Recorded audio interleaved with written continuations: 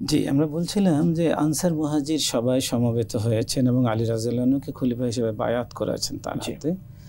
কিন্তু এতে মুয়াবিয়া রাদিয়াল্লাহু আনহু, যিনি ওসমান রাদিয়াল্লাহু আনহুর শাসন আমলে কুফার,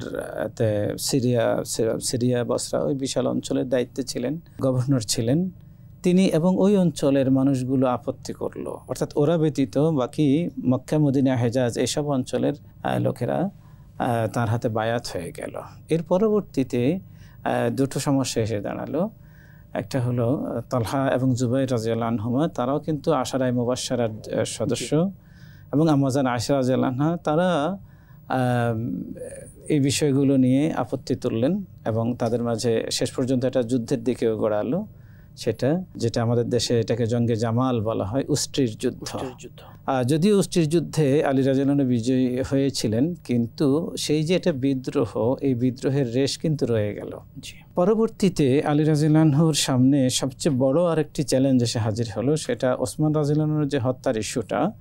এক্ষেত্রে মুয়াবিয়া রাদিয়াল্লাহু আনহু এবং যে সেই সিরিয়ার অঞ্চলের মানুষগুলো, তারা মুয়াবিয়া রাদিয়াল্লাহু আনহুর সাথে একত্রিত হলো এবং অনেক সাহাবীও তাদের দলে যোগ দিলেন যে ওসমান হত্যার বিচার আগে করতে হবে। এই যে এই দাবিগুলো নিয়ে, এটার অবশ্য কারণও আছে।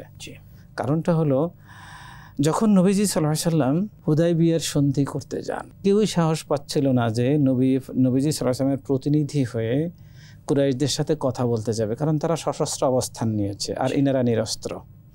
এই অবস্থায় সে সশস্ত্র লোকদের সাথে কে কথা বলবে নিরস্ত্র অবস্থায়? তখন সবাই বললো যে ওসমান রাদিয়াল্লাহু আনহুকে, ওসমানকে সিলেক্ট করা হোক, কারণ ওসমানের দান দক্ষিণা সবার পেটে কম বেশ আছে, আর ওসমান অত্যন্ত লাজুক মানুষ এবং তিনি অত্যন্ত নরম দিল মানুষ, তিনি তার মতো করে এটাকে সামাল দিতে পারবেন। ওসমান রাদিয়াল্লাহু আনহু গেলেন। এদিকে একটা গুজব রটে গেল যে কুরাইশরা ওসমানকে হত্যা করেছে, আর শয়তান এই ঘটনাটাকে রটিয়ে দিল, একেবারে খুব দ্রুত একটা প্রচার করে দিল। এখন সাহাবায়ে কেরাম রাদিয়াল্লাহু আনহু যখন শুনলেন যে ওসমান রাদিয়াল্লাহু আনহু শহীদ হয়ে গেছেন, তখন 1400 নবী পাক সাল্লাল্লাহু আলাইহি ওয়াসাল্লাম 1400 সাহাবাকে নিয়ে একটা বাবলা গাছের নিচে একত্রিত হলেন। 1400 সাহাবা থেকে শপথ নিলেন যে ওসমান হত্যার বদলা নিতে হবে। সবাই একমত যে আমরা ওসমান হত্যার বদলা না নিয়ে ফিরব না। কালার এক্সপার্ট, জর্জ স্যাপ এবং মাইল্ড অন হ্যান্ডস টেকনোলজি সমৃদ্ধ অরিক্স ক্রিস্টাল ওয়াশ আপনার লন্ড্রি এক্সপার্ট। এবং ওসমান নিহত বা ওসমান শহীদ হয়েছেন, ওসমান হত্যার বদলা নেয়ার জন্য সাহাবায়ে কেরাম আল্লাহ রাসূলের হাতে বায়াত হয়েছেন। আর কোরআনুল কারীমে এই বায়াতটাকে বায়াতুর রিজওয়ান বলা হয়েছে, যে বায়াতের উপরে তাহতা শাজারা, বৃক্ষের নিচের এই বায়াতের উপরে আল্লাহ পাক তাঁর সন্তুষ্টির ঘোষণা দিয়েছেন। এবং ওসমানের হত্যার বদলা নেবেন, কিন্তু নবী পাক সাল্লাল্লাহু আলাইহি ওয়াসাল্লাম নিশ্চিত ছিলেন না যে ওসমান রাদিয়াল্লাহু আনহু বাস্তবে শহীদ হয়েছেন কিনা। এজন্য তিনি তার এক হাতে তিনি সবার বায়াত নিচ্ছেন, আরেক হাত এভাবে দিয়ে বললেন, এটা ওসমানের হাত যদি সে জীবিত থাকে। আল্লাহু আকবার, সুবহানাল্লাহ, যে ওসমানের বায়াত, এটা ওসমানের বায়াত যদি সে জীবিত থাকে, যেহেতু তাকে ওহীর মাধ্যমে বিষয়টা নিশ্চিত করা হয়নি।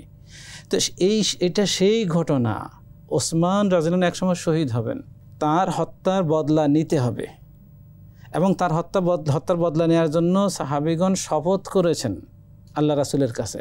এটি হলো সেই ইস্যু এসে দাঁড়িয়েছে এখানে, যে আমরা তখন শপথ করেছি, এখন তো বাস্তবে ওসমান নিহত, তাহলে ওসমান হত্যার বদলা আমাদের নিতে হবে, আগে এটা নিতে হবে। মূলত ঘটনার এদিক কিছু অমুসলিম ঐতিহাসিক এক্ষেত্রে একটু প্যাঁচ লাগিয়ে দিয়েছে, এটাকে মুয়াবিয়া রাদিয়াল্লাহু আনহুর স্বেচ্ছাচারিতা, তার উচ্চাভিলাষ বা এই জাতীয় বিভিন্ন ভাষা প্রয়োগ করেছে, যা সম্পূর্ণ অন্যায়।